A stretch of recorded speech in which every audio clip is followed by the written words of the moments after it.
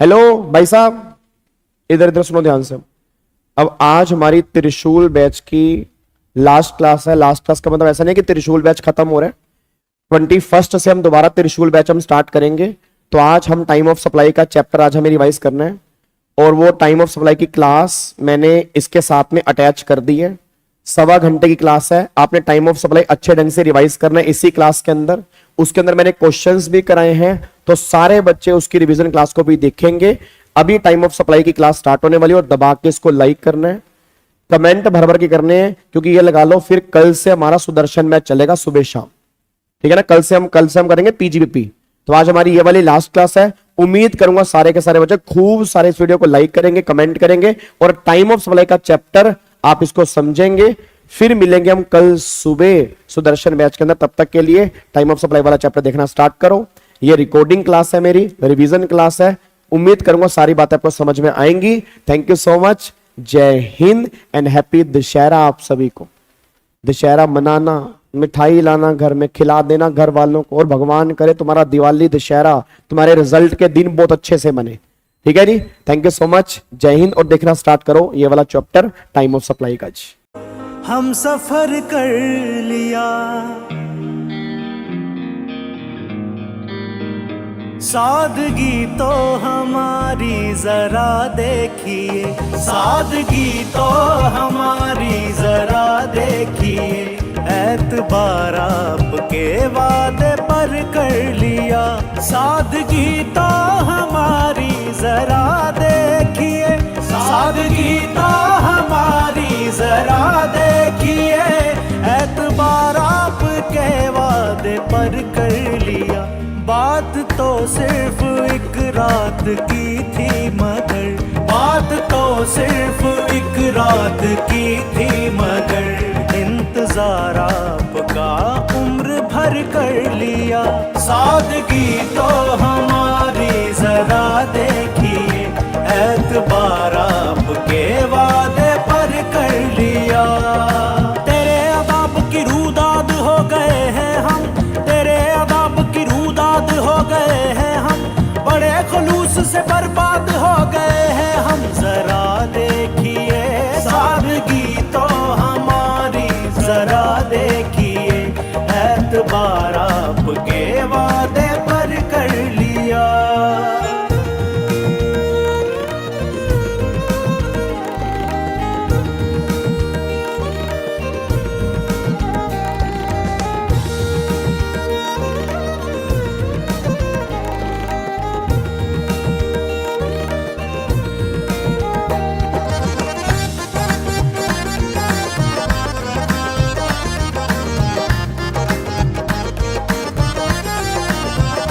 इश्क में उलझने पहले ही कम ना थी, इश्क में उलझने पहले ही कम ना थी, और पैदा नया दर्द सर कर लिया, और पैदा नया दर्द सर कर लिया। इश्क को दर्द सर कहने वालों सुनो, इश्क को दर्द सर कहने वालों सुनो, कुछ भी हो हमने ये दर्द सर ले लिया, कुछ भी हो हमने ये दर्द सर ले लिया। अब वो निगाहों से बच के कहाँ जाएंगे, अब वो निगाहों से बच के कहाँ जाएंगे, अब तो उनके मोहल्ले में घर ले लिया, अब तो उनके मोहल्ले में घर ले लिया। इश्क में उलझने पहले ही कम ना थी, इश्क में उलझने पहले ही कम ना थी, और पैदा नया दर्द सर कर लिया, और पैदा नया दर्द सर कर लिया।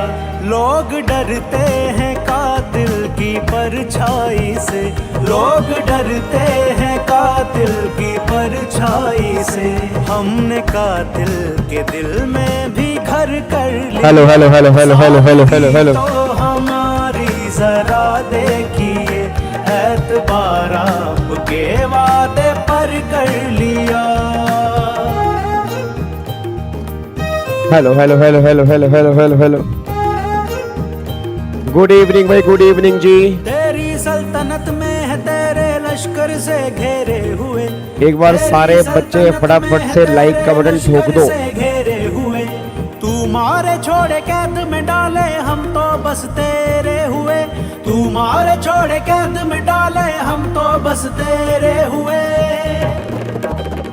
बेकरारी मिलेगी लुटेगा सुकून, बेकरारी मिलेगी लुटेगा सुकून, चैन छिन जाएगा नींद उड़ जाएगी, ओह माय गॉड, जाएगा नींद उड़ जाएगी। अपना अंजाम सब हमको मालूम था, अपना अंजाम सब हम। गुड इवनिंग भाई, गुड इवनिंग जी, गुड इवनिंग। आपसे दिल का सौदा मगर कर लिया, सादगी तो हमारी जरा देखिए। ओ my god, oh my God. बच्चा कह रहा है क्या गाना लगाया है सर, क्या गाना लगाया है गाबा सर, दिल दुख रहा है। ओ हो हुई हुई हुई हुई हुई। नालायक बच्चे। Oh my god, oh my god. Good evening Ritu, good evening Akash, good evening Jyoti, good evening Sakshi, good evening Khushbu, good evening Rohan. Rohan पहले एक जगह मैसेज कर रहा था, फिर दूसरी जगह मैसेज कर रहा है। रोहन को कहीं चैन नहीं आ रहा, रोहन दो जगह मैसेज कर रहा है। एक जगह रिप्लाई मिला रोहन को, फिर रोहन ने कहा वहां मजा नहीं आया तो मैं यहाँ पर रिप्लाई कर देता हूँ। रोहन मेरे बच्चे, कॉम्पोजिशन स्कीम में जब भी तुम सामान परचेज करते हो, जो भी तुम जीएसटी पे करके आते हो, उसका आईटीसी नहीं मिलता। ये पॉइंट वहां पर लिखा हुआ है। उसके अंदर सिंपल सी बात यह है कि अगर मैंने कॉम्पोजिट स्कीम ली हुई है तो मैं भी पीछे जो जीएसटी पे कर आऊंगा उसका मैं आईटीसी क्लेम नहीं कर सकता। बस ये पर ध्यान दो जी, ये इसका आंसर निकल के आएगा। ठीक है रोहन, डन। चलो बहुत बढ़िया जी। Good evening Alice, good evening Pooja, good evening Naveen, good evening Monika, good evening Avni, good evening Prakhar, good evening Divya, good evening Paras, good evening Kanchan, good evening Yogita. Very good evening मेरे बच्चों, वेरी गुड इवनिंग जी। चलो भाई आओ जी, अब हम टाइम वेस्ट नहीं करते। ठीक है जी, फटाफट से अपनी क्लास हम स्टार्ट करते हैं। आज हमें चैप्टर कौन सा करना है? आज हमें चैप्टर करना है टाइम ऑफ सप्लाई का जी। ठीक है जी, आज हमें चैप्टर क्या करना है? आज हमें चैप्टर करना है टाइम ऑफ सप्लाई का। बस ये पर ध्यान दो। ठीक है जी, आ जाओ फटाफट से आ जाओ जी। अब हम एक बार हम टाइम ऑफ सप्लाई का चैप्टर करने जा रहे हैं। टाइम ऑफ सप्लाई का चैप्टर बिल्कुल सिंपल सा है, इस चैप्टर में कोई भी मुश्किल वाली बात नहीं है। तो एक बार सारे के सारे बच्चे इसको फटाफट से रिवाइज कर लेते हैं। इसके आज हम थोड़े बहुत क्वेश्चंस भी कर लेंगे, तो आज हम क्वेश्चन भी कंप्लीट करेंगे, चैप्टर भी कंप्लीट करेंगे, दोनों बातें आज हम कंप्लीट करेंगे। बट उससे पहले सुनना ध्यान से, कल संडे है, कल संडे है, कल आपकी ना जीएसटी की रिवीजन क्लास नहीं होगी। कल आपकी ना इनकम टैक्स की रिवीजन क्लास आएगी, लाइव नहीं, उसको मैं रिकॉर्डिंग डालूंगा। उसमें 3 चैप्टर की रिवीजन होगी सुपर फास्ट। एक तो होगी सैलरी की, एक होगी कैपिटल गेन की, एक होगी अदर सोर्स की। ये 3 रिवीजन कल आपकी आएंगी जी। कल मैं यूट्यूब पे डाल दूंगा, मैं दोबारा बोलूंगा, salary, capital gain, other source. कल इन 3 चैप्टर की सुपर फास्ट रिवीजन शाम को आएगी, आप उसको आराम से देख सकते हो। और यूट्यूब पर पहले ऑलरेडी मेरी एक क्लास पड़ी हुई है जिसके अंदर मैंने बेसिक, रेजिडेंशियल स्टेटस और हाउस प्रॉपर्टी का चैप्टर मैंने रिवाइज कराया हुआ 2 घंटे के अंदर। ठीक है जी, तो अगर किसी ने वो क्लास देख लिया तो अच्छी बात है, नहीं देखी तो वो भी देख लेना। और कल सैलरी, कैपिटल गेन और अदर सोर्स, इसकी सुपर फास्ट रिवीजन क्लास आएगी कल शाम को। कल हमारी जीएसटी वाली क्लास नहीं होगी, बस ये पर ध्यान दो। ठीक है जी, पीजीपी भी आएगा, पीजीबीपी भी आएगा, टेंशन मत लो। कल शाम को जी, कल शाम को।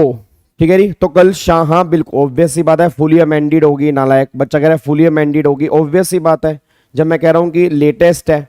ठीक है जी, कल मेरे को रिवीजन करानी है, कल मेरे को रिवीजन करानी है अपने रेगुलर बैच वाले बच्चों को इन 3 चैप्टर की। तो ऑब्वियस सी बात है, बैच तो मेरा भी चल रहा है, तो उनकी रिवीजन जो मुझे होगी वो मैं यूट्यूब पे अपलोड कर दूंगा बस।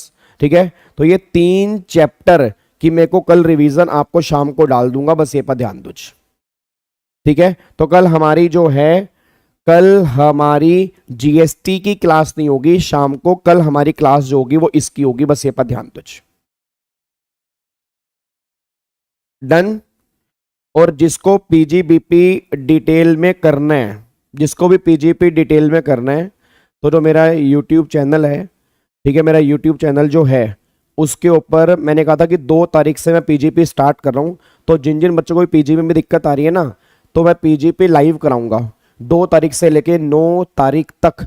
पीजीपी प्लस में टोटल इनकम, उसके अंदर क्वेश्चंस भी होंगे, पीजीपी भी होगा। तो मैंने पहले भी कहा था विवेक गावा के नाम से जो मेरा चैनल है, मतलब यही चैनल जो आपका होगा उसके ऊपर लाइव चलेगा, बस ये पर ध्यान देना चाहिए, ठीक है।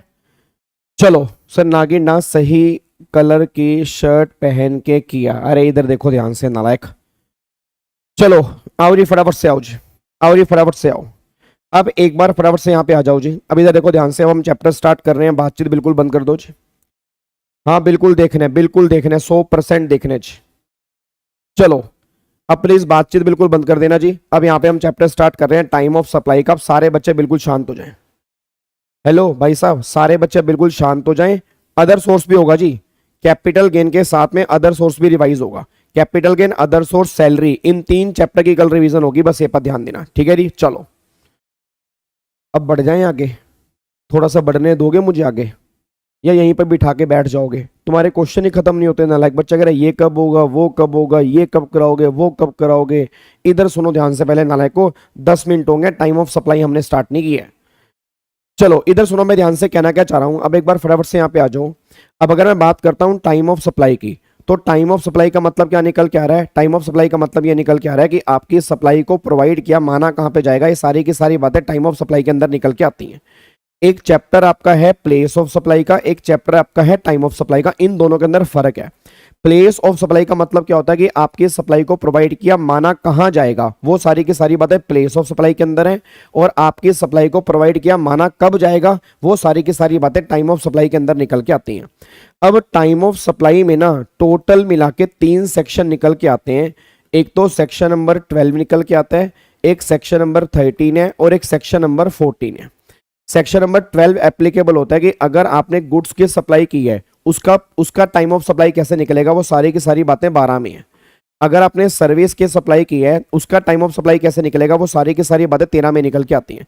अगर किसी केस में जीएसटी का रेट अगर चेंज होगा, रेट चेंज वाले केस में आपका टाइम ऑफ सप्लाई कैसे निकलेगा, वो सारी की सारी बातें 14 में निकल के आती हैं।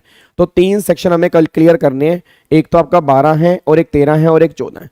उसके बाद सेक्शन नंबर 12 गुड्स वाले केस में, 13 सर्विस वाले केस में, 14 जो है वो किस केस में होगा, अगर जीएसटी का रेट चेंज होगा उस केस के अंदर 14 एप्लीकेबल होगा। बस ये पर ध्यान दो। अब अगर मैं बात करता हूं सबसे मेन सेक्शन जो है ना, वो 2 सेक्शन सबसे मेन है। एक तो सेक्शन नंबर 12 और एक सेक्शन नंबर 13। ये दोनों आपके मोस्ट इंपोर्टेंट सेक्शन है। इन दोनों सेक्शन में ना टोटल मिला के 6 सब सेक्शन निकल के आते हैं। अब एक बार यहाँ पे चेक करना, देखो मैं आपको दिखाता हूँ जी। अब अगर आप यहाँ पे चेक करोगे, यहाँ पे देखो जी, एक तो आपका 12-1 है जी। अगर आप चेक करोगे यहाँ पे एक 12-1 है, एक 12-2 है, 12-3 है, 12-4 है, 12-5 है, 12-6 है। ऐसे आपका यहाँ पे 13-1 है, 13-2 है, 13-3 है, 13-4 है, 13-5 है, 13-6 है। अब ये 12-1 और 13-1 जो है ना, ये दोनों हमारे किसी काम के नहीं है। ये कहते हैं टाइम ऑफ सप्लाई निकालना है, फर्दर प्रोविजन फॉलो कर लो, उससे तुम्हारा टाइम ऑफ सप्लाई निकल कर आएगा। मतलब ये टाइम ऑफ सप्लाई निकालना नहीं सिखाते, ये कहते हैं आगे वाले प्रोविजन फॉलो कर लो तो तुम्हारा पीओटी निकल कर आ जाएगा। तो इसके अंदर पीओटी निकालने की बात नहीं होती। फिर अगर मैं बात करूंगा 12-2 की और 13-2 की, ये दोनों के दोनों किसके हैं? ये फॉरवर्ड चार्ज के हैं। मतलब अगर गुड्स वाले केस में फॉरवर्ड चार्ज लगेगा तो 12-2 है, अगर सर्विस वाले केस में फॉरवर्ड चार्ज लगेगा तो 13-2 है। ये दोनों सेक्शन फॉरवर्ड चार्ज के हैं। फिर अगर बात करूंगा 12-3 और 13-3 की, ये दोनों रिवर्स चार्ज के हैं। इट मींस अगर किसी केस में गुड्स वाले केस में रिवर्स चार्ज होगा तो उसका पीओटी निकलेगा 12-3 के अंदर, और अगर सर्विस वाले केस में रिवर्स चार्ज होगा उसका पीओटी 13-3 के अंदर निकलेगा। ये रिवर्स चार्ज की बात करेंगे। फिर 12-4 और 13-4 ये एप्लीकेबल होंगे वाउचर्स वाले केस में। और आप सब जानते हो प्रैक्टिकल लाइफ में आज वाउचर्स इशू करते हैं। और अगर आप गूगल पे हो गया, पेटीएम हो गया, बहुत सारे वाउचर मिलते हैं। अब अगर वाउचर्स मिल रहे हैं तो वाउचर्स वाले केस में पीओटी कैसे निकालेंगे, ये सारी बातें 12-4 और 13-4 के अंदर निकल के आती हैं। उसके बाद फिर अगला पॉइंट क्या निकल के आ रहा है, 12.5 और 13.5 ये निकल के आ रहा है रेजिडुअरी केस। रेजिडुअरी केस का मतलब क्या निकल के आ रहा है, रेजिडुअरी केस का मतलब ये निकल के आ रहा है कि अगर तुम्हारा पीओटी इनमें कहीं पर भी नहीं है तो फिर तुम्हारा पीओटी कैसे निकल कर आएगा, वो सारी बातें 12.5 और 13.5 के अंदर होती हैं। फिर अगला पॉइंट आ रहा है 12.6 और 13.6, अगर इंटरेस्ट है, पेनल्टी है, लेट फीस है, उस केस में पीओटी कैसे निकालोगे, वो सारी बातें 12.6 और 13.6 में निकल के आ रही हैं। बस ये बता दो, तो टोटल मिला के 6 सब सेक्शन हमारे सामने यहाँ पे निकल के आ रहे हैं जो हमें कंप्लीट करने हैं। 1 हमें कंप्लीट नहीं करना, मेन 2 से हमें स्टार्ट करने हैं, बस ये पर ध्यान दो। अब सबसे पहले हम जो टाइम ऑफ सप्लाई निकालना सीख रहे हैं वो सर्विस वाले केस में सीख रहे हैं। पहले हम सर्विस वाला केस कंप्लीट करेंगे। सर्विस वाले केस में कोई भी अमेंडमेंट नहीं है, जो आपने पहले पढ़ा है सेम यहां पर भी एप्लीकेबल है। सर्विस वाले केस में कोई भी अमेंडमेंट नहीं है। गुड्स वाला केस भी 99% सेम है, बस 1% केस में छोटी सी अमेंडमेंट गुड्स वाले केस में, बट हाँ वो अमेंडमेंट इस बार के एग्जाम के अंदर बन सकती है। तो 1% जो अमेंडमेंट आई है वो है इंपॉर्टेंट एग्जाम के अंदर बन सकती है, बाकी सारी की सारी बातें गुड्स वाले केस के अंदर भी सेम है। उसके बाद अगेन सेक्शन नंबर 14 के अंदर भी कोई अमेंडमेंट नहीं है, जो आपने पहले पढ़ा होगा सेम अभी भी एप्लीकेबल है। सिर्फ एक केस में अमेंडमेंट है, सेक्शन नंबर 12 कौन सा, गुड्स वाला। गुड्स में कहां पे, फॉरवर्ड चार्ज, उसमें छोटा सा चेंज है, बाकी सारी की सारी बातें जो आपने पहले पढ़ी हैं सेम एप्लीकेबल होंगी। अब एक बार फटाफट से यहां पे देख लेते हैं। अब बात करते हैं सर्विस वाले केस में। अब सर्विस वाले केस में पीओटी कैसे निकालना है, सबसे पहले बात करते हैं 13.2 की। अब एक बात को सोच के बताओ, मेरा पूरी क्लास से क्वेश्चन है। अब अगर मैं सर्विस वाले केस की बात करूंगा, ओ माय गॉड मेरा पेन कहां गया, एक सेकंड रुको जी।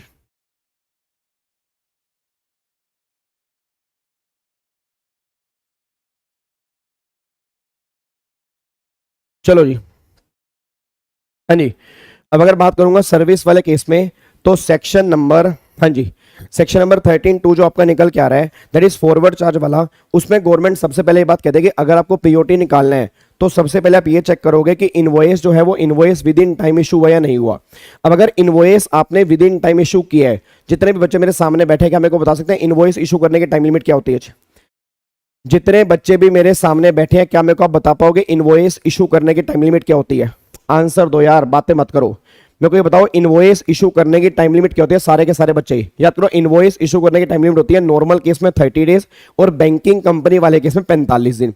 अब 30 डेज और 45 डेज कहां से काउंट करोगे? From the date of completion. From the date of completion मतलब जहां पे सर्विस तुम्हारी कंप्लीट हुई है, जहां पे सर्विस तुम्हारी कंप्लीट हुई है उसके 30 दिन के अंदर अंदर इनवॉइस इशू कर देना चाहिए।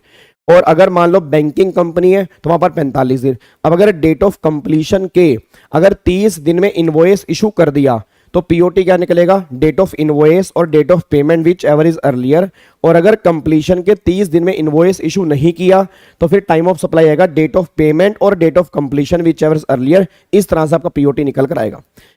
अब जब मैं तुम्हें कह रहा हूं कि डेट ऑफ पेमेंट, तो डेट ऑफ पेमेंट का मतलब क्या होता है? जिस दिन आपने बुक्स में एंट्री पास की होगी और जिस दिन बैंक में क्रेडिट होगा, इनमें से अर्लियर जो होगा ना वो पेमेंट का मतलब निकल कर आएगा। बस ये बात ध्यान दो। अब एक बार चेक करो यहाँ पे क्या लिखा है, देखो 13.2 पीओटी डिपेंड करेगा डेट ऑफ इनवॉइस पे कि आपने invoice with in time issue किया नहीं किया।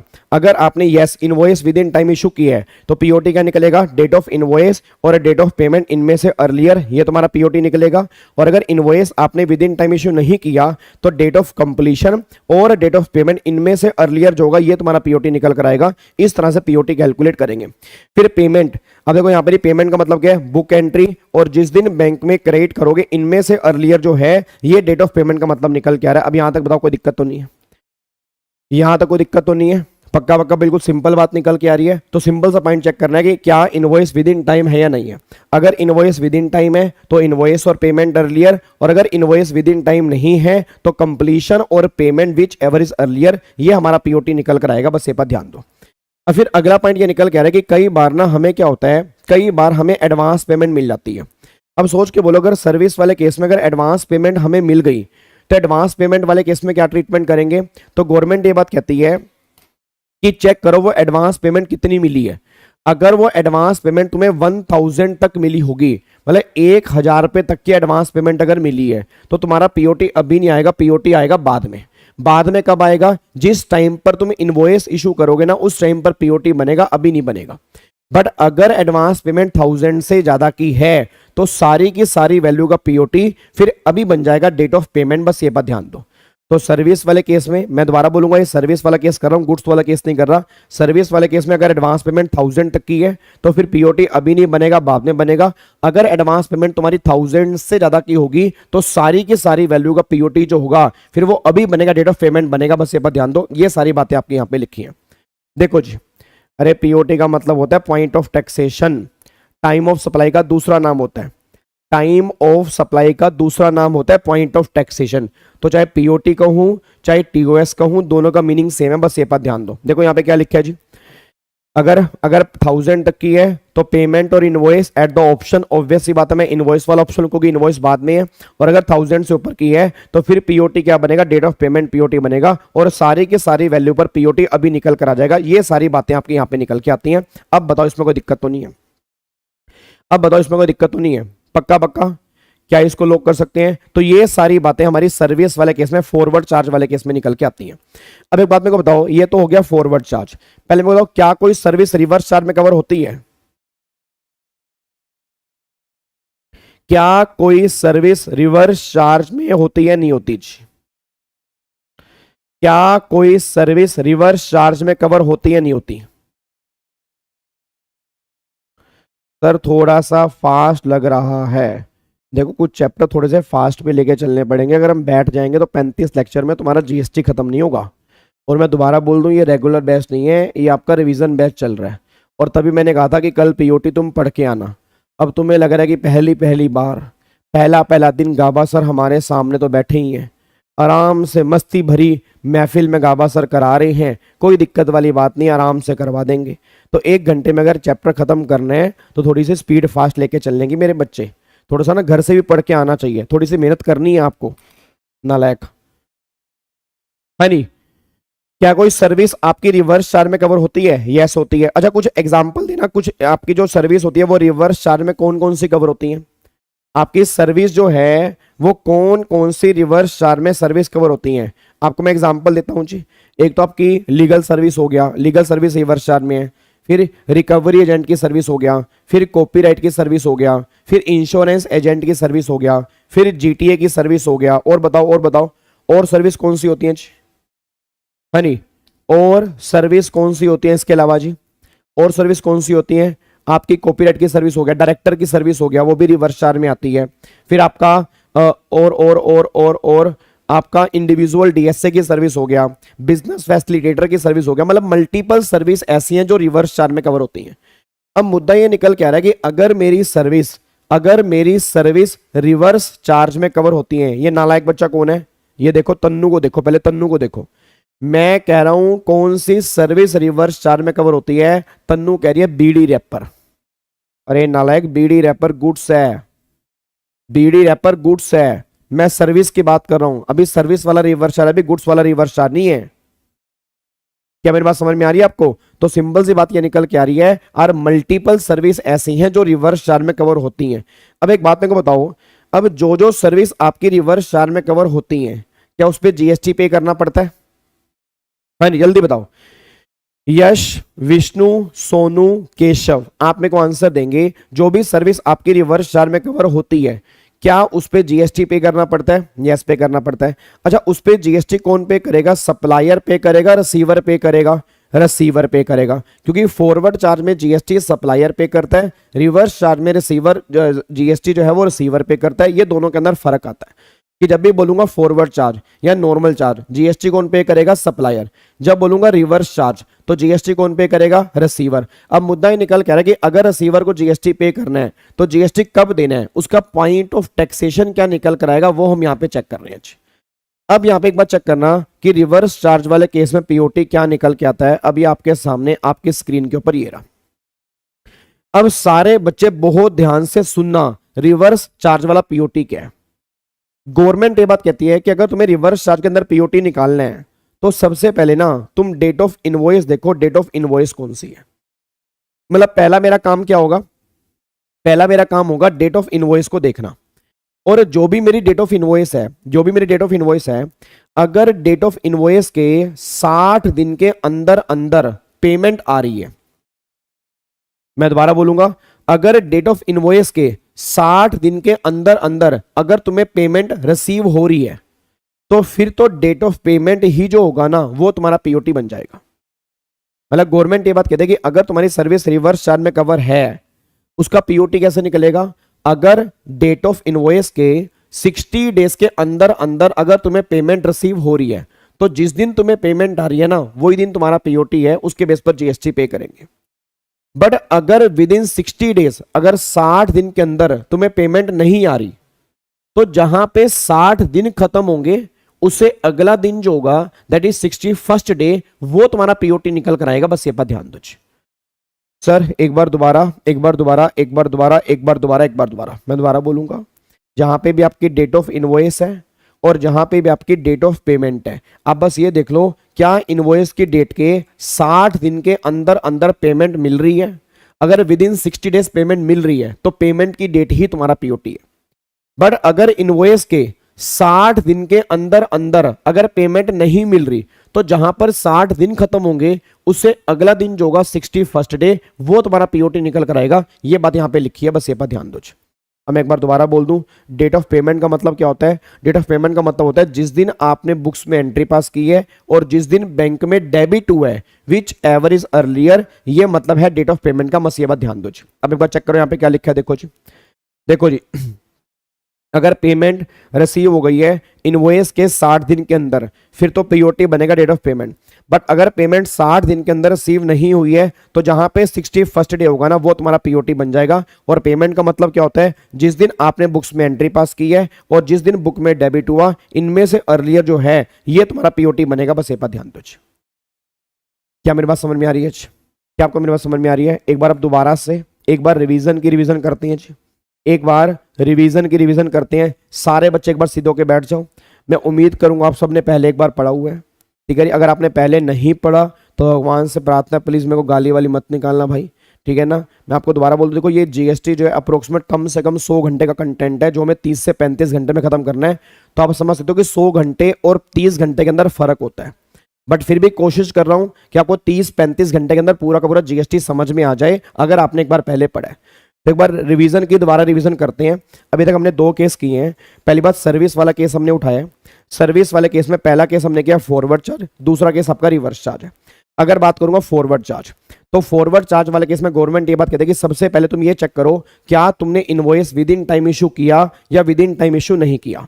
अगर आपने invoice with in time issue किया है, विद इन टाइम का मतलब होता है 30 दिन या 45 दिन में आपने इनवॉइस इशू कर दिया। 30 दिन 45 दिन कहां से काउंट करने हैं? From the date of completion. तो जहां पर तुम्हारी सर्विस कंप्लीट हुई है उसके 30 दिन में या उसके 45 दिन में अगर आपने इनवॉइस इशू कर दिया है तो पीओटी बनेगा डेट ऑफ इनवॉइस और date of payment which ever is earlier, ये तुम्हारा पीओटी बनेगा। फिर अगर आपने विद इन 30 डेज या 45 डेज अगर इनवॉइस इशू नहीं की है तो पीओटी बनेगा डेट ऑफ पेमेंट और date of completion which ever is earlier, ये तुम्हारा पीओटी बनेगा। ये हमारा फॉरवर्ड चार्ज वाले केस में है। फिर पेमेंट का मतलब क्या होता है? जिस दिन आपने बुक्स में एंट्री पास की, जिस दिन आपने बुक्स में एंट्री पास की, जिस दिन आपने बुक्स में एंट्री पास की और जिस दिन बैंक में क्रेडिट हुआ, इनमें से अर्लियर ये तुम्हारा पीओटी निकल, ये तुम्हारा पेमेंट आएगा। बस ये पर ध्यान दो।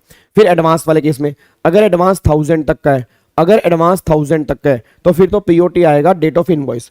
अगर एडवांस 1000 से ऊपर का है फिर सारी की सारी वैल्यू का पीओटी अभी निकल कर आएगा डेट ऑफ पेमेंट। बस ये बात ध्यान दो। ये तो हो गया सर्विस वाले केस में फॉरवर्ड चार्ज। फिर बात करो रिवर्स चार्ज।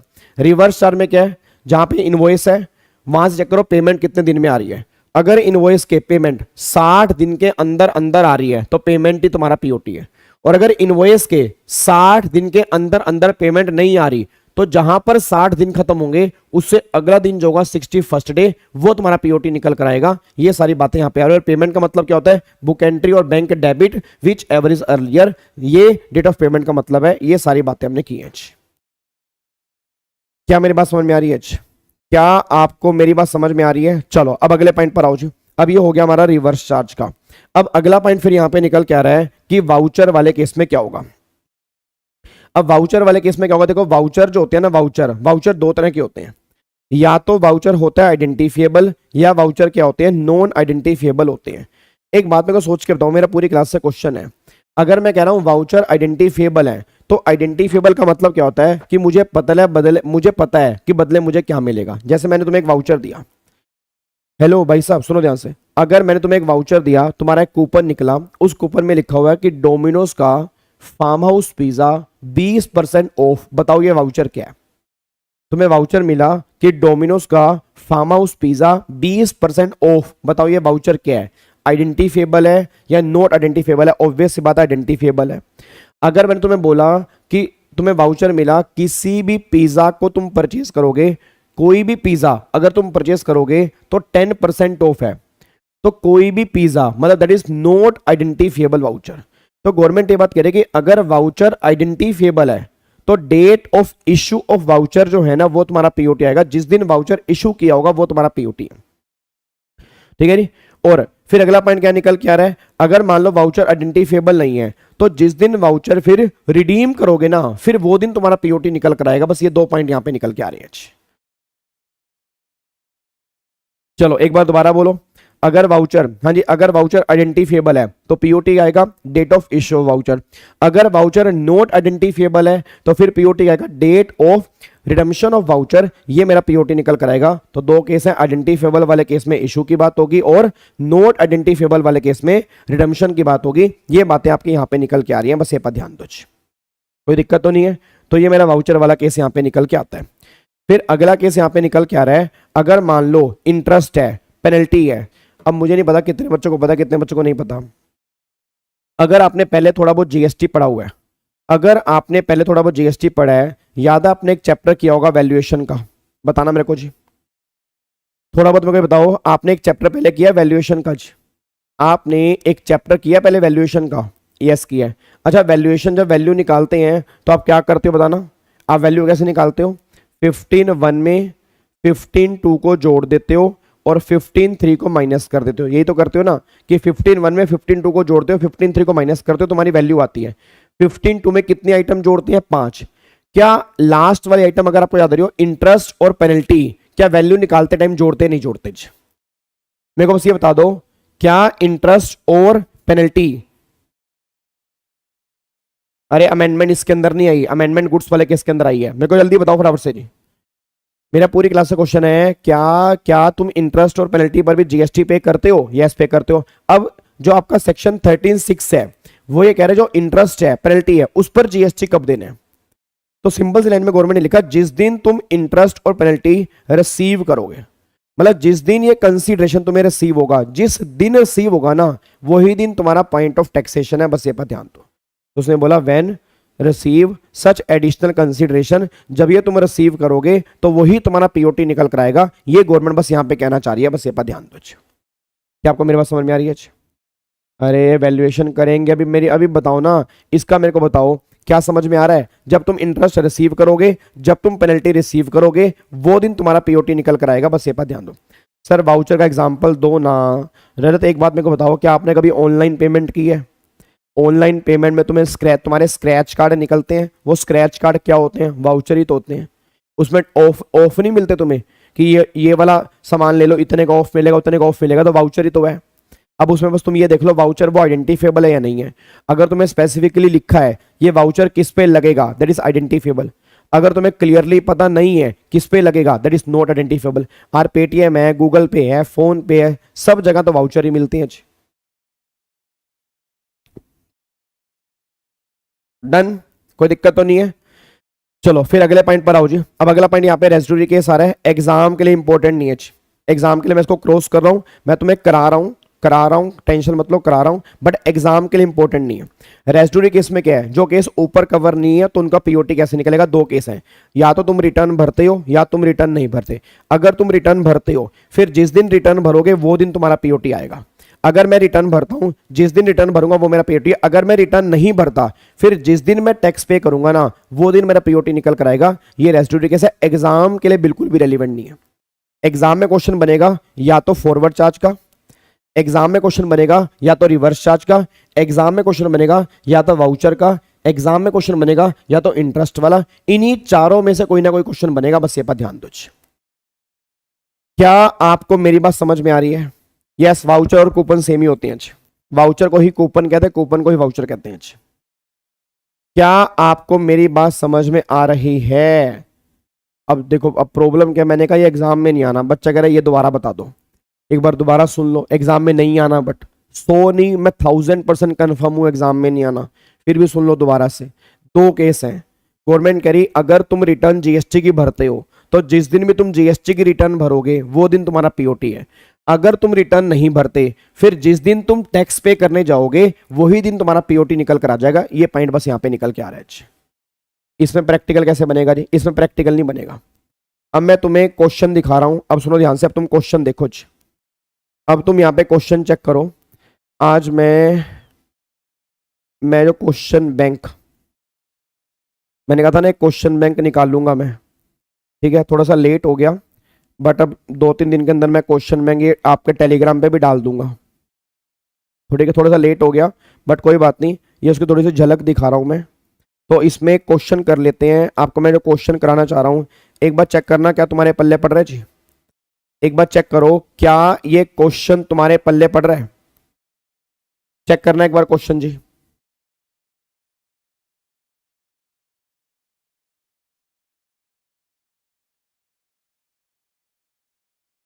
हाँ जी, एक बार चेक करो जी।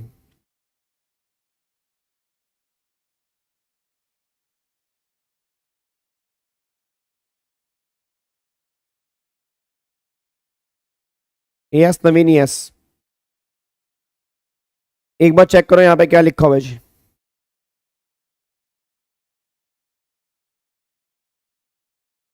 सर एक बार ओए गाबे बोल दो। ओए ओए ओए, मेरा थोड़ा सा ना गला बैठा हुआ है इसलिए मैं बोल नहीं पा रहा। हाँ नहीं, बताओ, कोई दिक्कत तो नहीं है?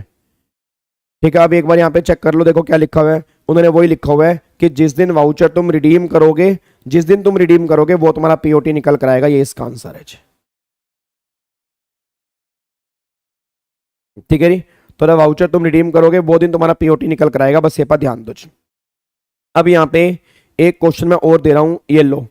अब ये क्वेश्चन जो है ना, ये क्वेश्चन एक बार चेक करो, ये क्वेश्चन चेक करो, ये रिवर्स चार्ज वाला है जी, ये क्वेश्चन रिवर्स चार्ज वाला है। हाँ जी, ये क्वेश्चन जो है ये क्वेश्चन रिवर्स चार्ज वाला है। एक बार चेक करना क्वेश्चन क्या निकल के आ रहा है जी। ये क्वेश्चन रिवर्स चार्ज क्या है? वो कह रहे हैं मिस्टर शुभांग एसोसिएट ए partnership firm provide recovery agent की सर्विस। अब सोच के बोला क्या रिकवरी एजेंट की सर्विस रिवर्स चार्ज में आती है नहीं आती? यस आती है, तो रिवर्स चार्ज वाला है।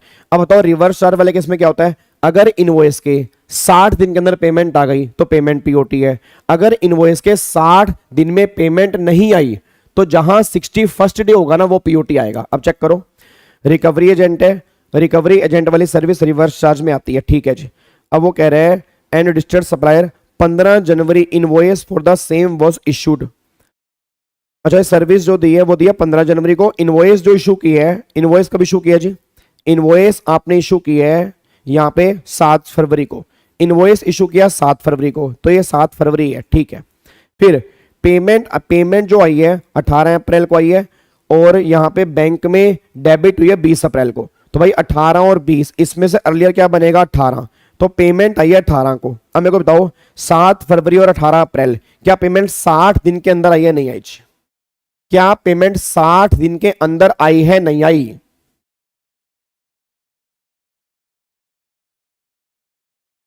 जल्दी बताओ मेरे को। हनी, विष्णु, विष्णु, ज्योति, सोनू, हंसिका, मेरे को फटाफट से बताओ क्या पेमेंट आपकी 60 दिन में आई है नहीं आई? नहीं आई। तो अगर पेमेंट 60 दिन में नहीं है तो क्या पीओटी बनेगा? 61st day. अब एक बार चेक करो, 7 फरवरी है तो 8, 9, 10, 8, 9, 10, अपना 3 दिन तो ही हो गए, 10 और फरवरी में 18, 18, 18 और 3, 21 दिन आपके फरवरी में हो गए। तो आपके 21st डे तो हो गए फरवरी में, मार्च में हो गए 31 दिन, ठीक है, तो ये कितने हो गए? 52। फिर आपके अप्रैल में हो गए 8, तो मेरे ख्याल से 8 अप्रैल को ना, 8 अप्रैल को 60 दिन खत्म हो रहे हैं, तो 8 अप्रैल से अगला दिन क्या हो गया? 61st डे, दैट इज 9 अप्रैल, तो वो तुम्हारा पीओटी आएगा। तो आप चेक करोगे 9th April is your POT. देखो ये आंसर है, टाइम ऑफ सप्लाई जो है वो 9th अप्रैल है। बताओ क्या दिक्कत है जी? अब ऐसे क्वेश्चन एग्जाम के अंदर बनेंगे जी। अब इस तरह के क्वेश्चन एग्जाम के अंदर बनेंगे, ठीक है जी। तो सिंपल सी बात है, इस तरह से क्वेश्चन बन सकते हैं कि बताओ पीओटी निकाल के बताओ कि पीओटी क्या निकल के आएगा जी। क्या मेरी बात समझ में आ रही है जी? क्या आपको मेरी बात समझ में आ रही है? आइडेंटिफिएबल कहाँ है प्राची? वो कह तो रहा है वो टाइम टू टाइम रिडीम करेगा, तो आइडेंटिफिएबल तो है ही नहीं, मल्टीपल फूड आइटम है। अब अगर मल्टीपल फूड आइटम है तो फिर वाउचर आइडेंटिफिएबल कैसे हुआ? नॉट आइडेंटिफिएबल हुआ जी, नहीं मेंशन नहीं होगा, वो तुम्हें फाइंड आउट करना पड़ेगा जी, वो तुम्हें फाइंड आउट करना पड़ेगा ना। 7 फरवरी को इंक्लूड नहीं करते जी, 7 खुशबू 7 को इंक्लूड नहीं करते, आगे से स्टार्ट करते हैं। लीप ईयर यहां पे नहीं लेना, लीप ईयर यहां पे नहीं लेना, उसने कहीं भी 2024 नहीं बोला, उसने सिर्फ फरवरी बोला है। तो फरवरी बोला है तो नॉर्मल 28 दिन मान के चलोगे। अगर वो कहता कि ये 2024 की बात हो रही है तो फिर मैं लीप ईयर लेके चलता, बस ये पर ध्यान दो। अगर क्वेश्चन में कुछ नहीं कहा, उसने नॉर्मल 7 फरवरी बोला है, चेक करो कहीं नहीं लिखा 7 फरवरी 2024, मतलब 7 फरवरी, और नॉर्मल फरवरी में 28 डेज होते हैं, उसके बेस पे कैलकुलेशन करेंगे, बस ये पर ध्यान दो। क्या मेरी बात समझ में आ रही है? सर क्यों बार पता नहीं चलता? नहीं पता क्यों नहीं लगता? अगर आपने रिवर्स चार्ज पढ़ा हुआ तो पता लगेगा, क्यों नहीं पता लगेगा? चलो अब फटाफट से आओ जी, अब एक बार फटाफट से वापस आते हैं। अब ये तो हमारा हो गया कि सर्विस वाले केस में क्या रिवर्स चार्ज निकल के आ रहा है। अब इसके बाद एक बार यहां पे आ जाओ जी, अब एक बार यहां पे आओ, अब आ जाओ गुड्स वाले केस में रिवर्स चार्ज क्या है। और गुड्स वाले केस में जो रिवर्स चार्ज है ना, उसके अंदर अमेंडमेंट आई है। अब उसके अंदर अमेंडमेंट क्या आई है वो सुनना जी, उसके अंदर अमेंडमेंट क्या आई है। अब गुड्स वाले केस में बस 2 केस हमें करने हैं, एक तो 12(2) हमें करना है फॉरवर्ड चार्ज वाला, एक 12(3) हमें करना है रिवर्स चार्ज वाला। बाकी वाउचर, इंटरेस्ट पेनल्टी और आपका रेजिड्यूरी केस, ये तीनों के तीनों सेम है। बस 2 हमें करने हैं, एक तो फॉरवर्ड चार्ज हमें करना है, एक हमें रिवर्स चार्ज करना है। जहां ये दोनों हो गए ना तो गुड्स वाला केस हमारा कंप्लीट हो जाएगा। अब सुनो ध्यान से, अमेंडमेंट कहां पर आई है, अमेंडमेंट क्यों आई है? अब बिल्कुल शांत होकर बैठ जाना, बिल्कुल बातचीत मत करना बिल्कुल भी अब, क्योंकि अगर अब तुम बातचीत करोगे तो तुम्हें पॉइंट समझ में नहीं आएगा जो मैं समझाना चाह रहा हूं, ठीक है ना। और मेरे से ज्यादा जोर से बोला जा नहीं रहा है, तो उम्मीद करूंगा कि आप मेरी बात समझोगे मैं कहना क्या चाह रहा हूं, और आप डांट मेरे से नहीं खाओगे। सुनो अब ध्यान से मैं कहना क्या चाह रहा हूं, इधर सुनो ध्यान से। अब एक बार यहां पे चेक करो, अब क्या गुड्स वाला केस कहता क्या, पहले वो सुनो गुड्स वाला केस कहता क्या। गुड्स वाला केस ना, गवर्नमेंट कह रही है कि अगर तुम्हारा गुड्स फॉरवर्ड चार्ज में कवर है तो उसका पीओटी निकलेगा 12(2) के अंदर, उसका पीओटी कहां निकलेगा? 12(2) के अंदर, ठीक है। अब 12(2) में ना 2 केस हैं। अब गवर्नमेंट ये बात कहती है कि सबसे पहले तुम ये बताओ क्या तुम्हारी सप्लाई में मूवमेंट इन्वॉल्व करता है या नहीं करता। और दूसरा केस ये निकल के आ रहा है, क्या तुम्हारी सप्लाई में अगर मूवमेंट इन्वॉल्व करता है या तुम्हारी सप्लाई में मूवमेंट इन्वॉल्व नहीं करता। मुझे पता है, मुझे पता है, मुझे पता है, मुझे पता है, तुम्हारे पहले ये नहीं पढ़ा सर आपने क्या बोला। मतलब गवर्नमेंट ये बात कह रही है अगर तुम्हारी सप्लाई में मूवमेंट इन्वॉल्व करता है, अगर तुम्हारी सप्लाई में मूवमेंट इन्वॉल्व करता है, मूवमेंट इन्वॉल्व करने का मतलब क्या होता है? मूवमेंट इन्वॉल्व करने का मतलब होता है कि सामान मेरे साथ में नहीं जाएगा, सामान बाद में आएगा। मतलब जैसे तुमने सामान लिया, मैंने कहा मैं सामान तुम्हारे घर में डिलीवर करवा दूंगा, इसका मतलब है सप्लाई में मूवमेंट इन्वॉल्व करता है। मतलब जब भी सामान कस्टमर के साथ में नहीं जा रहा, कस्टमर पहले चला गया, सामान बाद में ट्रांसपोर्ट होके आ रहा है, दैट इज मूवमेंट इन्वॉल्व करता है। और अगर तुम्हारी सप्लाई में मूवमेंट इन्वॉल्व नहीं करता तो मतलब सामान तुम्हारे साथ में जा रहा है, तुम मेरी दुकान पर आए और यहीं से सामान तुम अपने घर में ले गए तो कोई अलग से मूवमेंट इन्वॉल्व नहीं करता, वो दूसरे वाला केस है। अब अगर गवर्नमेंट कह रही है कि अगर तुम्हारी सप्लाई में मूवमेंट इन्वॉल्व करता है तो पीओटी आएगा जिस दिन आपने इनवॉइस इशू किया और date of removal which ever is earlier. मतलब जिस दिन आपने इनवॉइस इशू किया और जिस दिन सामान फैक्ट्री से रिमूव होगा, इनमें से जो अर्लियर होगा ना वो तुम्हारा पीओटी आ जाएगा। और अगर तुम्हारी सप्लाई में मूवमेंट इन्वॉल्व नहीं करता तो पीओटी बनेगा जिस दिन इनवॉइस इशू करोगे और डेट ऑफ डिलीवरी, इनमें से जो अर्लियर होगा वो तुम्हारा पीओटी बनेगा। सर एक बार दोबारा, एक बार दोबारा, एक बार दोबारा। मैं दोबारा बोलूंगा, गवर्नमेंट ने कहा देखो जी, अगर तुम्हारी सप्लाई में मूवमेंट इन्वॉल्व करता है, मतलब सामान तुम्हारे साथ में नहीं, सामान तुम्हारे बाद में जाएगा, तुम्हारे सामान घर में ट्रांसपोर्ट हो जाएगा, दैट इज मूवमेंट इन्वॉल्व करता है। अगर मूवमेंट इन्वॉल्व करता है तो date of issue of invoice और date of removal which average earlier, ये तुम्हारा पीओटी है। और अगर तुम्हारी सप्लाई में मूवमेंट इन्वॉल्व नहीं करता, मैं दोबारा बोलूंगा, अगर तुम्हारी सप्लाई में मूवमेंट इन्वॉल्व नहीं करता तो डेट ऑफ इश्यू और date of delivery which average earlier, ये तुम्हारा पीओटी है। पहले मुझे ये बताओ, यहां तक कोई दिक्कत तो नहीं है? मैं तुमसे क्वेश्चन पूछता हूं, मैं तुम्हारी दुकान पर सामान लेने के लिए आया और मैंने कहा सामान मेरे को दे दो, इस सामान को लेके मैं घर जा रहा हूं और मैं अपने हाथ में पकड़ के सामान लेके घर जा रहा हूं, बताओ क्या इस गुड्स में कोई अलग से मूवमेंट इन्वॉल्व करता है? नहीं करता, तो मेरा केस ये वाला है। मैंने तुम्हारी दुकान पे काफी सारा राशन का सामान लिया, मैंने कहा मेरे घर में डिलीवर करवा देना, मेरी फैक्ट्री पे भिजवा देना, इसके अंदर क्या हो गया? मेरी सप्लाई के अंदर मूवमेंट इन्वॉल्व करता है। अगर करता है तो इनवॉइस और रिमूवल विच एवरेज अर्लियर, नहीं करता तो इनवॉइस और डिलीवरी विच एवरेज अर्लियर। बस ये पर ध्यान दो।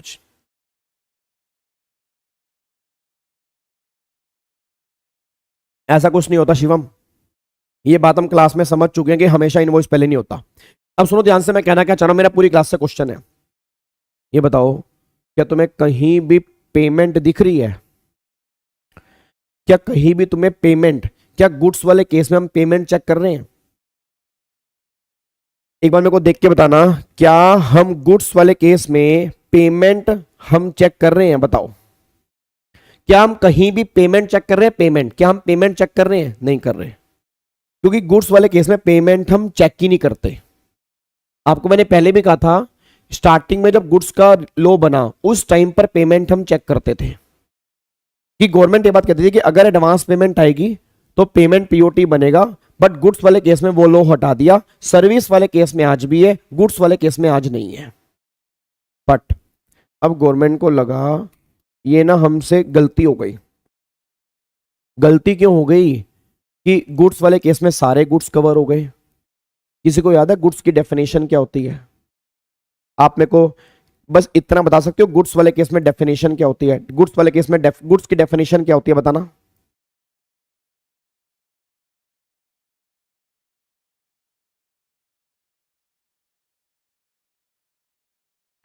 गुड्स वाले केस की डेफिनेशन क्या होती है? बताओ मेरे को, डेफिनेशन बताओ, गुड्स वाले केस की डेफिनेशन क्या होती है? जल्दी बताओ यार, मेरे को डेफिनेशन बताओ, डेफिनेशन क्या होती है? Goods means any kind of movable property other than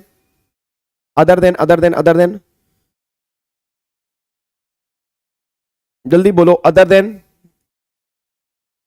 money and security, but includes, जल्दी बोलो, बट इंक्लूड्स, बोलो भाई, इंक्लूड्स में क्या आएगा? बट इंक्लूड्स में क्या आएगा? इंक्लूड्स बताओ मेरे को, इंक्लूड्स एक्शनेबल क्लेम। बहुत बढ़िया। अब बताओ, एक्शनेबल क्लेम आते हैं। एक्शनेबल क्लेम को हमने सप्लाई के चैप्टर में किया शेड्यूल 3, कि एक्शनेबल क्लेम को ना गुड्स की सप्लाई मानेंगे ना सर्विस की सप्लाई मानेंगे, बट स्पेसिफाइड एक्शनेबल क्लेम पे जीएसटी लगेगा। जितने बच्चे लाइव क्लास को डेली अटेंड कर रहे हैं या जो बाद में रिकॉर्डेड देख रहे हैं, मेरा उनसे क्वेश्चन है, कौन कौन से 6 एक्शनेबल क्लेम मैंने तुम्हें बताए थे जहां पे जीएसटी लगेगा? बताना कौन कौन से एक्शनेबल क्लेम थे जी? कौन कौन से 6 एक्शनेबल क्लेम थे जहां पे जीएसटी लगेगा? उन 6 एक्शनेबल क्लेम के नाम बताओ, कौन कौन से थे? बताओ। बैटिंग, बोलो बोलो, बहुत बढ़िया। बैटिंग, गैम्बलिंग, लॉटरी, और बताओ 3 अमेंडमेंट आई थी। बैटिंग, गैम्बलिंग, लॉटरी और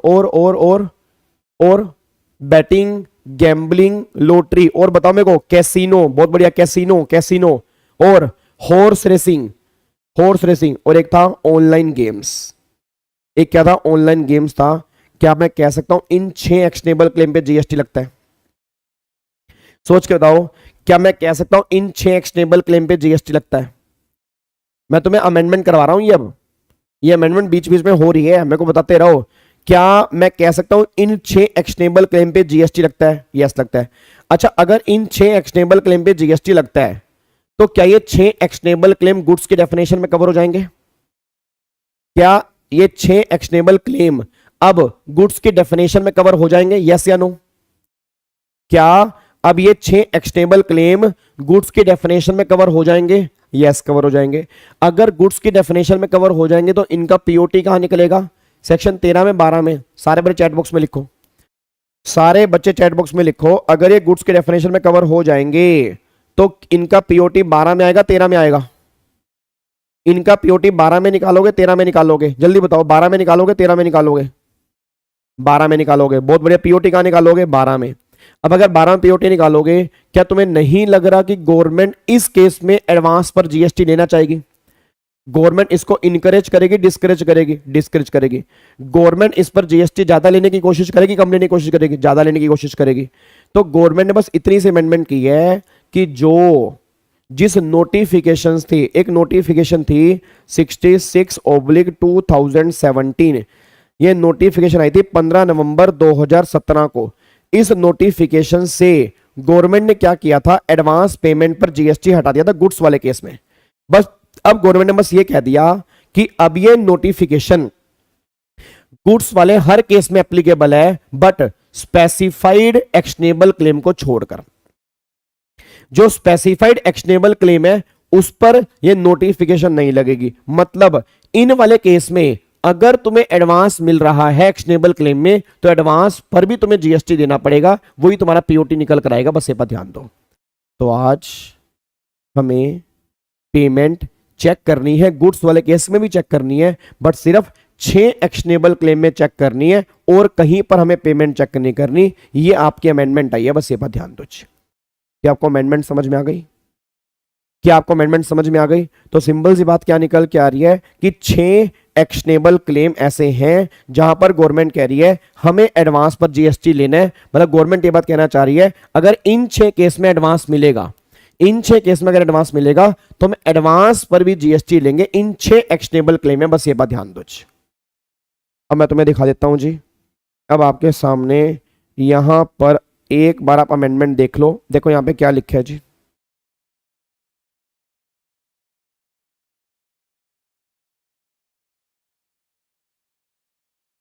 ये देखो जी, पढ़ो, एक बार चेक करो अमेंडमेंट यहां पर क्या निकल के आई है। आपको मैं अगर अमेंडमेंट दिखाऊं, ये देखो जी, चेक करना क्या लिखा है। Tax to be paid on specified actionable claim at the time of receipt of payment for such supply by suppliers. क्या कह रहे हैं? Notification 66/17 15 November 17 was earlier issue to exempt कर दिया था all registered person from the requirement of payment of tax at the time of receipt of advance in case of supply of goods, but with effect from 1 अक्टूबर 23। 1 अक्टूबर 2023 से government ने बोला, क्या बोला जी? Registered person making supply of specified actionable claim, ठीक है, from the set exemption so that in the specified actionable claim the tax can be paid at the time of receipt of payment for such supply by the supplier. मतलब उन 6 actionable claim पर अब advance पर भी GST applicable हो जाएगा। बस ये पर ध्यान दो। तो ये पॉइंट बस निकल के आ रहा है, ठीक है, ये पॉइंट आपका निकल के आ रहा है। यहां तक कोई दिक्कत परेशानी है तो बता दो भाई, ठीक है। एक सिंपल सी बात क्या निकल के आ रही है? सिंपल सी बात बस ये निकल के आ रही है कि भैया एडवांस पर जीएसटी नहीं है गुड्स वाले केस में।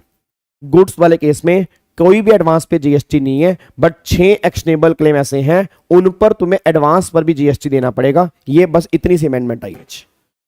क्या आपको मेरी बात समझ में आ रही है? क्या आपको मेरी बात समझ में आ रही है? तो ये आपकी अमेंडमेंट छोटी सी यहाँ पे निकल के आई है, ठीक है। नहीं, यहाँ पे कोई लिमिट नहीं है, यहाँ पे कोई भी लिमिट नहीं है। इन 6 एक्शनेबल क्लेम में जितना मर्जी एडवांस मिले, चाहे आपकी 1 रुपया हो, 2 रुपये हो, 10 रुपये, 20 रुपये, इन पे जीएसटी लगेगा। नोटिफिकेशन नंबर याद करने की रिक्वायरमेंट नहीं है। नोटिफिकेशन नंबर याद करने की कोई भी रिक्वायरमेंट नहीं है, बस ये पर ध्यान दो। लॉक कर दो इसको जी। अब कोई दिक्कत तो नहीं है। तो बस ये छोटी सी अमेंडमेंट है, बाकी सारा कुछ सेम है जो आपने पहले पढ़ा है। अब यहाँ पे एक बार फटाफट से आओ जी। अब कंक्लूड कर दूं। अब बताओ, लास्ट टाइम बताओ, रिवीजन की भी रिवीजन। अगर मूवमेंट इन्वॉल्व करेगा तो date of issue of invoice और date of removal which ever is earlier, movement involve नहीं करेगा, date of issue of invoice और date of delivery which ever is earlier. और अगर अगर एक्शनेबल क्लेम है उसके अंदर हम पेमेंट भी चेक करेंगे, और अगर पेमेंट सबसे पहले है तो पेमेंट ही पीओटी बनेगा। उन 6 एक्शनेबल क्लेम वाले केस में गवर्नमेंट बस ये बात कहना चाह रही है।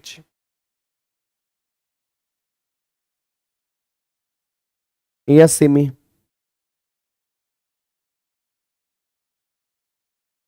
प्रखर वही करा लो, बस साथ में अमेंडमेंट देखनी पड़ेगी।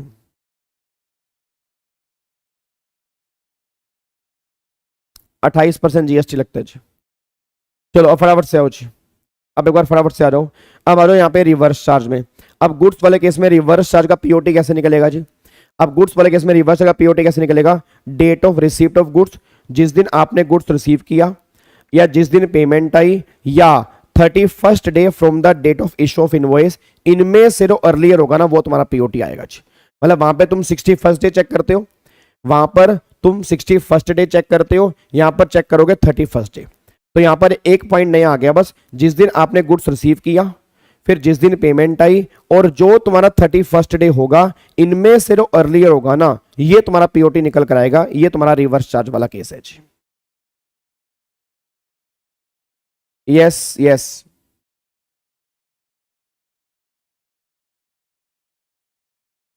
अगर इनवॉइस अर्लियर तो इनवॉइस ही बनेगा, ऑब्वियस सी बात है। वैसे भी मैं क्या कह रहा हूं, अगर पेमेंट सबसे पहले तो पेमेंट बनेगा। अब ऑब्वियस सी बात, अगर इनवॉइस पहले तो इनवॉइस बनेगा। वो लो तो है ही है। मैंने क्या बोला, अगर पेमेंट सबसे पहले है तो अब पेमेंट भी पीओटी बन जाएगा, जो पहले नहीं बनता था।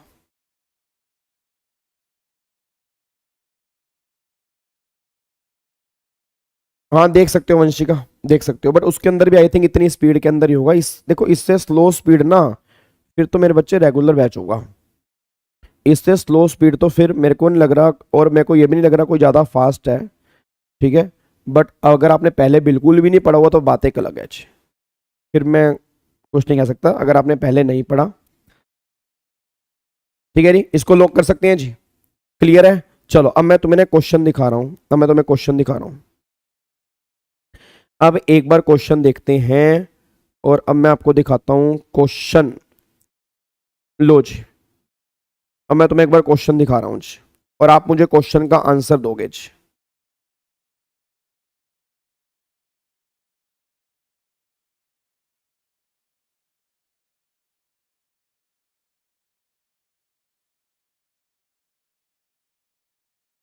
लो जी, आप मुझे क्वेश्चन का आंसर देना। ये लो, इसका पीओटी निकाल के बताना मेरे को। इलस्ट्रेशन नंबर 5 का पीओटी निकालो।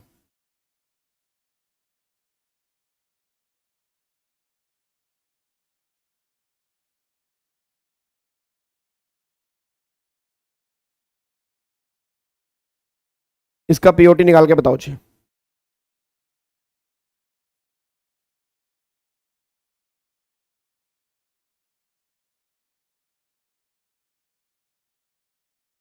हर एकम हुई थी क्लास, यूट्यूब पे हुई थी आज।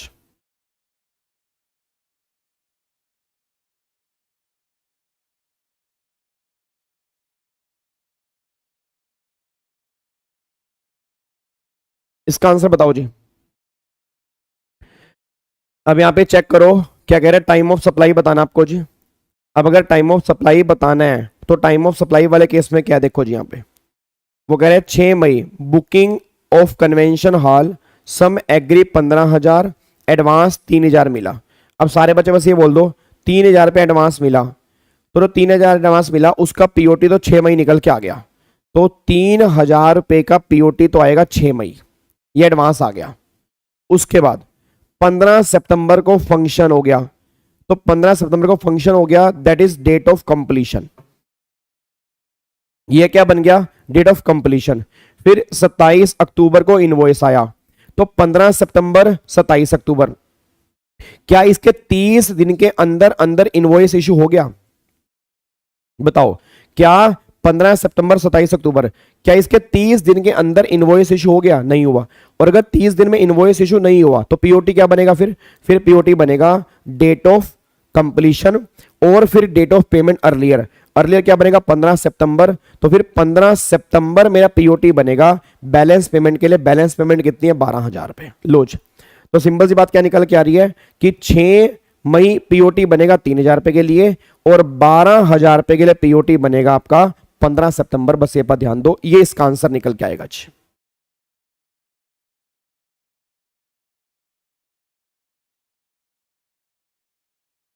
यस शिवम, यस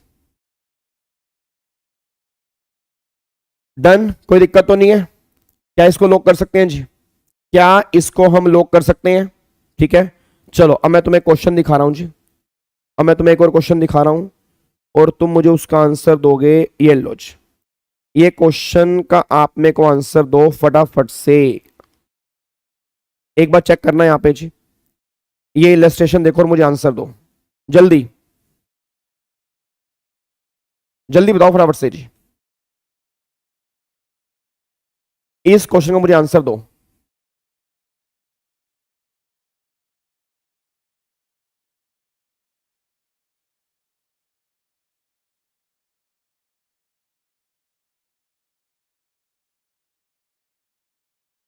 चेक करो क्वेश्चन और आंसर दो जी। हेलो हंसिका, हंसिका, श्वेता, नवीन, साक्षी, आंसर दो मेरे को फटाफट से जी। यानी पीओटी क्या निकल के आएगा? अब यहां पे बताओ वो कहना क्या चाह रहा है। अब वो डिलीवर करेगा, देखो यहां पे सामान डिलीवर करेगा फैक्ट्री पे। अब सारे बच्चे बोला सामान डिलीवर करेगा फैक्ट्री पे, तो मूवमेंट इन्वॉल्व कर रहा है। अगर मूवमेंट इन्वॉल्व कर रहा है तो यहां पे चेक करो, यहाँ पे फैक्ट्री से रिमूव कब हुआ 9 सितंबर को। इनवॉइस कब आया 18 सितंबर को। तो भाई 9 सितंबर 18 सितंबर, अर्लियर क्या बनेगा 9 सितंबर। तो ये तुम्हारा पीओटी निकल के आएगा। और पेमेंट हमें यहाँ पे चेक ही नहीं करनी, देखो लिखा भी है date of payment not relevant. क्यों रेलिवेंट नहीं है? अब पेमेंट हट चुकी है, तो बस इसमें और इसमें से अर्लियर बनेगा 9 सितंबर, ये तुम्हारा पीओटी आएगा जी। कोई दिक्कत तो नहीं है? बहुत बढ़िया जी। अब एक क्वेश्चन का मुझे और आंसर दो जी, एक क्वेश्चन का मुझे और आंसर दे दो फटाफट से। और ये रहा आपके सामने क्वेश्चन आपकी स्क्रीन के ऊपर। कहां गया ये वाला जी? ये आपने अभी अभी किया है, वैसे ऐसा सा क्वेश्चन आपने अभी अभी किया है, बताओ।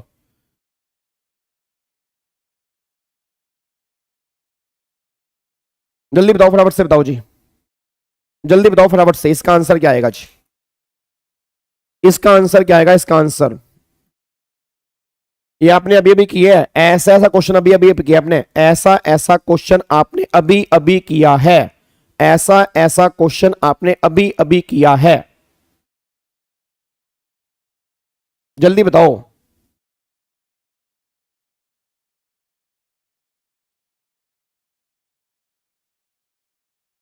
अब ये 25,000 रुपये तो एडवांस है, तो 25,000 रुपये एडवांस है, उसका पीओटी तो बनेगा 15 अक्टूबर।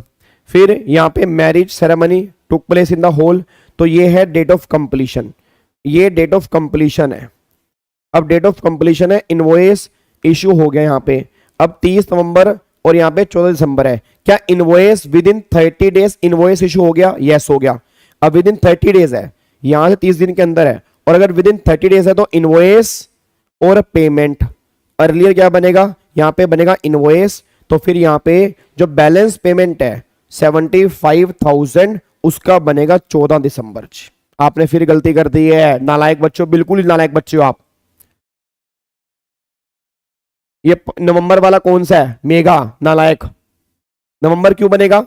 यहां पे इनवॉइस 30 डेज में इशू कर दिया, और अगर invoice with in 30 days issue कर दिया तो इनवॉइस और पेमेंट अर्लियर, तो इनवॉइस अर्लियर है ना, तो 14 दिसंबर बनेगा जी। इधर देखो ध्यान से चेक करो, देखो पीओटी क्या बनेगा। देखो 75,000 के लिए क्या बनेगा? 14 दिसंबर बनेगा, ठीक है जी। और यहाँ पे फिर यहाँ पे क्या बनेगा? 15 अक्टूबर बनेगा 25,000 रुपए के लिए। बताओ क्या दिक्कत है यार इसमें, क्या दिक्कत है बताओ। अब ऐसे क्वेश्चन एग्जाम के अंदर आ रहे हैं पीओटी के जी। अब अगर तुम्हें ये भी मुश्किल लग रहे हैं तो फिर मुश्किल लगेगा आपको जी। यहां तक कोई दिक्कत तो नहीं है? क्या इसको लॉक कर सकता हूं जी? क्या इसको लॉक कर सकता हूं? पक्का पक्का टैग कर दूं जी? सर 20 अक्टूबर क्या है? वो 20 अक्टूबर क्या है, कहां पे? तो 20 अक्टूबर को तो 25,000 का इनवॉइस इशू किया है ना, उसकी तो पहले हमें पेमेंट ही आ गई, तो वो तो हमें इनवॉइस क्रेडिट देखनी नहीं क्योंकि पेमेंट पहले है वहां पर। ठीक है, चलो अब मैं तुम्हें एक क्वेश्चन दे रहा हूं जो एक्शनेबल क्लेम वाला आया है। कई बच्चों को एक्शनेबल क्लेम में दिक्कत आ रही है, इधर देखो ध्यान से, एक्शनेबल क्लेम में क्या है। मान लो लॉटरी, अब ध्यान सुनना, लॉटरी वाले केस में डेट ऑफ पेमेंट तुम्हारी आई है 15 जून 2024 को, ये केस नंबर 1 है। 15 जून 23 मान लो, ठीक है जी, 15 जून 23 को, और डेट ऑफ इनवॉइस इशू किया है आपने 16 जून 2023 को, 16 जून 2023 को, ठीक है। और डेट ऑफ डिलीवरी दे रखी है आपको, डेट ऑफ डिलीवरी है मान लेते हैं 18 जून 2023 को। अब बताओ पीओटी क्या बनेगा? अब पीओटी क्या बनेगा जी, जब तक अमेंडमेंट नहीं थी तो पीओटी बनता था इनमें से अर्लियर, पेमेंट हम चेक ही नहीं करते थे। अब अमेंडमेंट आ गई है तो पीओटी यहां पर क्या बनेगा, अब पीओटी बनेगा 15 जून 23, पेमेंट पहले है तो पेमेंट पीओटी है। ये अमेंडमेंट का इफेक्ट आएगा जी, ये अमेंडमेंट का इफेक्ट आएगा। अब दूसरे पॉइंट पे आ जाओ, अब दूसरे पॉइंट पे आओ। अब अगर मान लो पेमेंट आई है 18 जून को जी, अब अगर पेमेंट मान लो आई है 18 जून 23 को और इनवॉइस आपने इशू कर दिया 15 जून 23 को और डिलीवरी हुई है 18 जून 23 को, अब बताओ क्या होगा जी? अब गलती से पेमेंट मत बोल देना, अब अगर इनवॉइस पहले है तो फिर इनवॉइस पीओटी बनेगा। तो सिंपल सी बात है, इनमें से जो अर्लियर है वो पीओटी बनेगा, बस पहले पेमेंट देखते नहीं थे, अब पेमेंट हमें देखनी है। अगर पेमेंट पहले है तो पेमेंट पीओटी है, नहीं है तो जो पहले होगा वो पीओटी बनेगा। इसमें क्या दिक्कत आ रही है बताओ यार?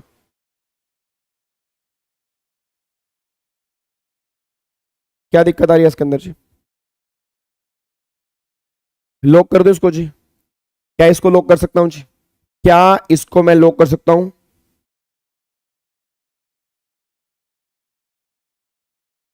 डन, कोई दिक्कत वाली बात तो नहीं है।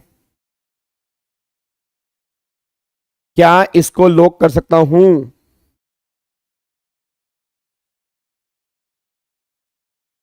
क्लियर है? ठीक है जी, तो अब जाके सर, हाँ बिल्कुल सही बात है। अभी रिवर्स चार्ज वाला हमने किया तो है, रिकवरी एजेंट वाला, अभी रिवर्स चार्ज वाला हमने रिकवरी एजेंट वाला किया तो है, वो रिवर्स चार्ज का ही था जी, वो रिवर्स चार्ज का था। पता कैसे चलेगा? उसके लिए आपको आरसीएम पढ़ना पड़ेगा जी, उसके लिए आपको आरसीएम पढ़ना पड़ेगा। ठीक है, चलो जी अब सुनो ध्यान से, अगर अगर डेट ऑफ डिलीवरी 14 जून होती तो वो बन जाता, बिल्कुल सही बात है जी। ठीक है, अब सुनो ध्यान से, मैं कहना क्या चाह रहा हूं, अब जाके सेक्शन नंबर 12 हमारा खत्म हो गया जी, अब जाके हमारा सेक्शन नंबर 12 यहां पे खत्म हो गया, और अब जाके सेक्शन नंबर 13 हमारा यहां पे खत्म हो गया जी। ठीक है जी, 12 और 13 ये अब जाके हमारा यहां पे खत्म हो चुका है। ठीक है जी, अब एक सेक्शन हमारा बैलेंस बचा हुआ है, दैट इज सेक्शन नंबर 14, जो सबसे गिरा हुआ सेक्शन है, जो सबसे गिरा हुआ सेक्शन है, सबसे आसान सेक्शन है जी। ठीक है जी, ये सेक्शन ध्यान सुना, ये सेक्शन जो है बिल्कुल आसान है, एग्जाम के लिए इतना रेलिवेंट नहीं है। एग्जाम में मेरे को नहीं लगता कि अगर इसमें से क्वेश्चन बनेगा, मेरे को कोई उम्मीद नहीं लगती। क्वेश्चन या तो 12 का बनेगा या वो 13 का बनेगा जी। यहां सेक्शन नंबर 14 जो है उसमें से क्वेश्चन बनने की मुझे उम्मीद नहीं है, बट 14 है बिल्कुल सिंपल जी, 14 है बिल्कुल सिंपल। अब सुनो ध्यान से, 14 है क्या, इधर देखो 14 है क्या। जैसे मान लो यहां पे ना, यहां पे जीएसटी का रेट चेंज हो गया। अब यहां पे जीएसटी का रेट 18% था और यहां पे जीएसटी का रेट जो था वो 12% था जी।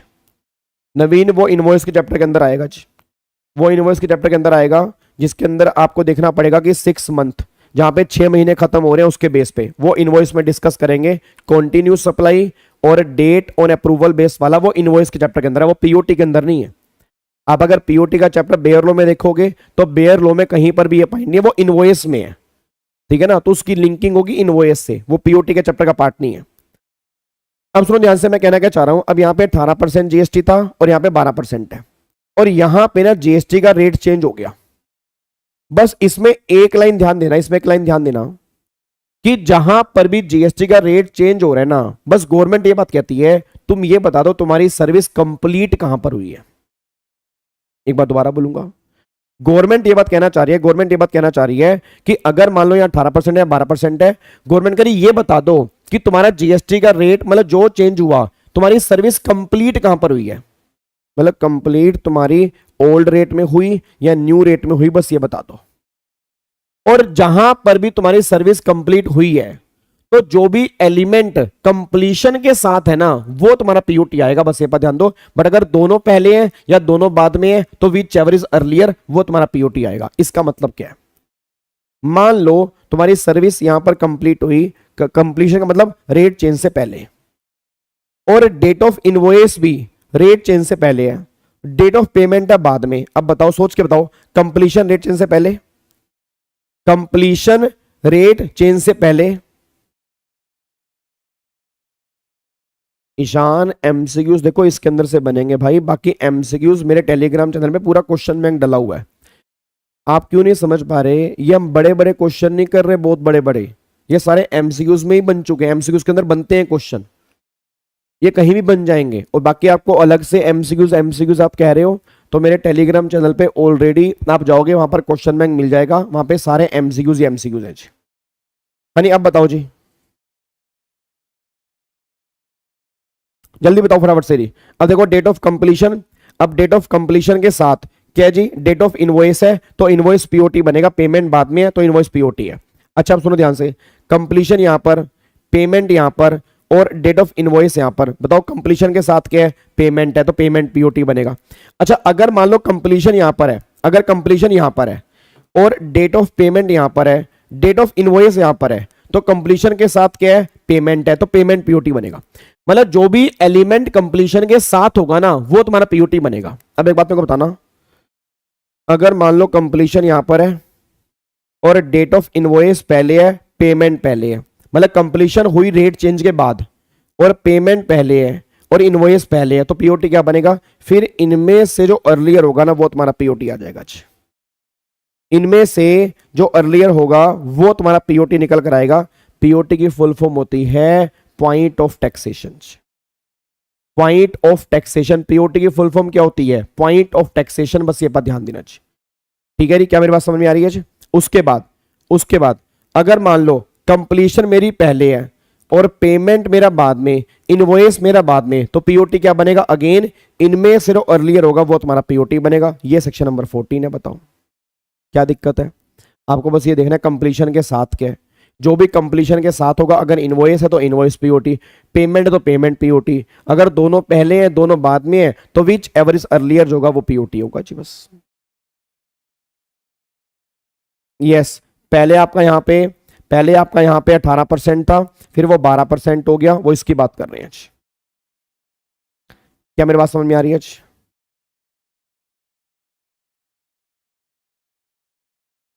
जीवम चैप्टर वाइज डल रही है जी, ये चैप्टर मैं डाल रहा हूं टेलीग्राम के ऊपर। क्या इसको लॉक कर दें जी, क्या इसको लॉक कर सकते हैं? प्रखर डला हुआ है, आपका क्वेश्चन बैंक डला हुआ है, प्रखर पूरा का पूरा क्वेश्चन बैंक डला हुआ है, आप एक बार जाके चेक करो। डन, इसको लॉक कर दें जी।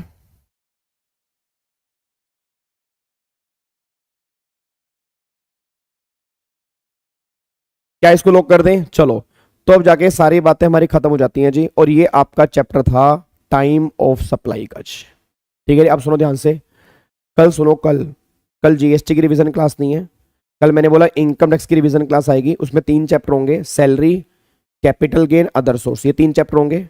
और हाउस प्रॉपर्टी, बेसिक रेजिडेंशियल पहले डल चुके हैं और वो आप एक बार जरूर देख लेना। और बाकी 3 चैप्टर और कल की रिवीजन क्लास होगी, कल आपने वो कंप्लीट करने हैं। फिर मंडे को जो हम चैप्टर करेंगे, सुनो ध्यान से, अब मंडे को जो हम चैप्टर करेंगे वो हम चैप्टर स्टार्ट करेंगे, आपका सबसे इंपॉर्टेंट चैप्टर हम मंडे को करेंगे, वो हम करेंगे, कौन सा करें बताओ, हम करेंगे आईटीसी का। मंडे को आईटीसी वाला चैप्टर हम स्टार्ट करेंगे। ठीक है जी, हम मंडे को स्टार्ट करेंगे आईटीसी प्लस में पेमेंट ऑफ जीएसटी। नहीं, कल की क्लास लाइव नहीं होगी साक्षी, कल रिकॉर्डेड में डालूंगा। कल मैं रिकॉर्डेड डालूंगा, ठीक है, कल की क्लास रिकॉर्डेड डलेगी, उसको आप अपने अकॉर्डिंग कभी भी देख सकते हो जी। ठीक है कल्पेश? अरे सिमी, उसमें तो बहुत सारी अमेंडमेंट है, प्लेलिस्ट जाके चेक कर लो, प्लेलिस्ट के अंदर अमेंडमेंट डली हुई है जी। नहीं नहीं अंकित, नहीं, ठीक है जी।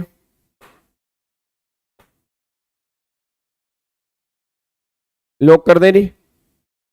वैल्यू ऑफ सप्लाई भी करेंगे भाई मेरे, 35 दिन मेरे पास है, 35 दिन में करवा दूंगा, तुम टेंशन मतलब कहीं नहीं भाग रहा।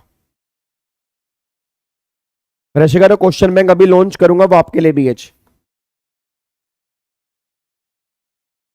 नहीं वैष्णवी वो छोड़ सकते हैं। एक बच्चा कह रहा है पीओटी करा दो, बताओ भाई, अब आप बताओ पीओटी करा दो भाई, अब बताओ पीओटी करा दूं? ठीक है जी, यस नीलम कराऊंगा।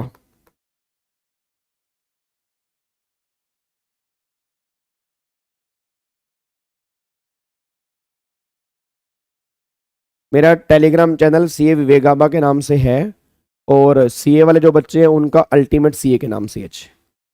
सीए वाले बच्चों के लिए, आपके लिए अल्टीमेट सीए के नाम से है, और वैसे मेरा पर्सनल चैनल जो है वो सीए विवेगाबा के नाम से है। ठीक है जी, चलो तो बाकी मुलाकात करते हैं अब परसों, कल वाली क्लास में रिकॉर्डिंग में इनकम टैक्स, परसों वाली क्लास में जीएसटी में। Thank you so much, God bless you, love you all, bye bye, thank you so much, जय हिंद। और अगर अच्छी लगी हो तो लाइक जरूर करना, शेयर जरूर करना हर बच्चे के साथ, आपका हर एक शेयर मेरी मेरी मेरी बहुत हेल्प करता है, ठीक है ना। और आपके बहुत सारे दोस्त ऐसे होंगे जिनको रिवीजन करने में दिक्कत आ रही होगी, उनकी भी बहुत हेल्प करेगा। और कमेंट जरूर करना। थैंक यू सो मच, जय Hind, God bless you, love you all, bye bye.